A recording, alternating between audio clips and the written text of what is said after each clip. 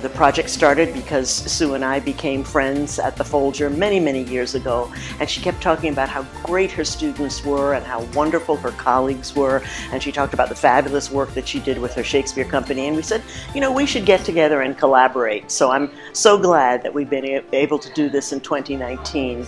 The students have been awesome. It was a big risk, it was a big leap, because we were putting together hip-hop and Shakespeare. And there are quite a few Shakespeare purists, and there are quite a few people who say, well, I don't really know what hip-hop is. And the wonderful thing was that people trusted. The wonderful thing was that they told me honestly what they felt, so I could go back and rewrite things that made people genuinely uncomfortable. The wonderful thing was that I gave the musicians the charge of coming up with something that had a little medieval hip-hop flavor, and they absolutely nailed it. Well, I've had some experience. My first experience was doing a hip-hop Much Ado About Nothing, and I called it Hip-Hop Much Ado. And the more research I did, the more fascinated I was with 90s hip-hop. Now, I'm not talking about contemporary hip-hop, but my own children introduced me to it in the mid to late 90s, and that's the hip-hop that I gravitate towards. Both of them involve poetry, both of them involve rhythm. Both hip-hop and Shakespeare talk a lot about contemporary times and the issues of their times. So I think they go together beautifully, and of course they bring together two different cultures.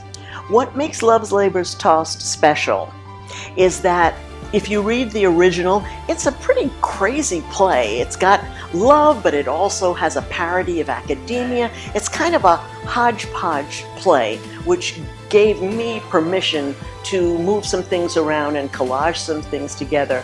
But what has made this process special is meeting the people here, having honest conversations about sometimes difficult topics, being able to rewrite based on what students told me and what students felt.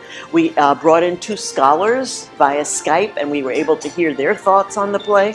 So the project has just been a real labor of love, in the sense of walking together into the unknown and trusting each other and just continuing to layer the process with people who really invested and gave a lot of time and energy. So that makes it very special.